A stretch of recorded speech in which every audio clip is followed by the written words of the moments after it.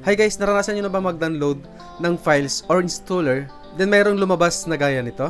Failed virus detected. So ibig sabihin, hindi successful yung pag-download natin ng mga files dahil inarangan na kaagad ng ating Windows Defender.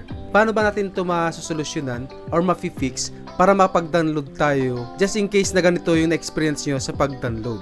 Pero bago yun guys, ano ba yung Windows Microsoft Defender or Microsoft Defender Antivirus? Microsoft Defender Antivirus is a major component of your next generation protection in Microsoft Defender for Endpoint. Ito guys, kahit wala tayo antivirus na naka-install sa ating computer, ito yung tumutulong sa atin para ma-detect niya kung mayroon papasok sa ating computer na virus. Kaya nahahadlangan yung ating pag-download. Or di kaya naman guys, kapag nag-install tayo, so haharangan ni Microsoft Defender at lalabas sa notification, operation did not complete successfully because the file contains a virus or potentially unwanted software. Lalo na kapag nag-install tayo ng application na nakuha lang natin sa online. Paano ba natin siya masusolusyonan or ma-fix yung ganitong error?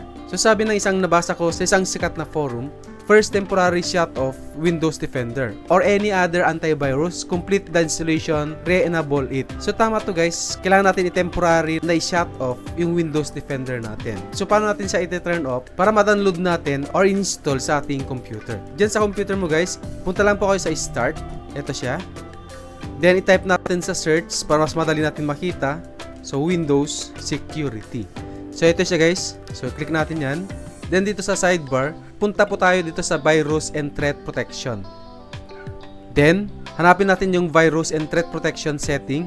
Click natin yung Manage Setting. Then, i-turn off natin to guys, yung Real-Time Protection. Click lang natin yung Yes. Cloud Deliver Protection. I-turn off natin to lahat guys, yung Automatic Sample Submission. Tamper Protection. After natin ma-turn off, ayan, so balik tayo ulit dun sa dina-download natin o in-install natin. Then, i-install na natin siya kasi naka-turn off na yung ating Windows Defender. So, after natin siya ma-install guys or ma-download yung gusto natin i-download, punta po tayo dito sa exclusion. Then, click natin yung Add or Remove Exclusion. Itong exclusion guys, ito yung bigyan natin ng exemption si Windows Defender na hindi niya isasama yung file na dinownload natin. Para masabi natin kay Windows Defender na huwag niya isama na i-scan yung file na yon, so kailangan natin i-add yung folder dito guys. So click natin tong Add or Remove Exclusion. Then click natin yung Yes, Add Exclusion. Then Folder. Ayan, so hanapin natin guys kung saan yung folder na yon. Example sa picture, i-select natin kung ano yung folder dito guys. Halimbawa, Save Picture. Then select Folder. Ayan, so nasama na siya dito guys.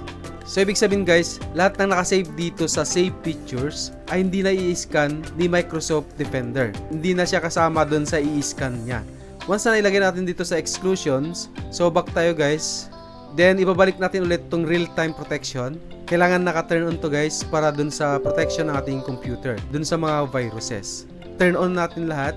And then okay na siya, back. Hindi na niya i-scan yung folder na yon. So hindi na niya i-delete yung dinownload natin or yung in-install natin. Ayun siya guys, ganun lang yung gagawin natin kung sakaling naka-experience tayo ng ganitong error. Yung failed virus detected or may lumabas na operation did not complete successfully because the file contains a virus or potentially unwanted software. So ganun lang gagawin natin guys, temporary turn off the Windows Defender, then isama natin sa exclusion yung folder na yon para hindi delete ni Windows Defender. Then wag natin kalimutan na i-turn on ulit yung Windows Defender sa ating computer para sa protection ng ating computer.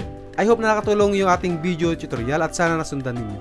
Kung may mga katanungan kayo guys, pwede nyo comment sa ating comment section below para masagot natin. Kung bago lang kayo sa channel ko, please click the subscribe button and hit the notification bell para ma-update ka dun sa mga bagong videos na i-upload ko. Maraming salamat po and God bless. See you in the next video.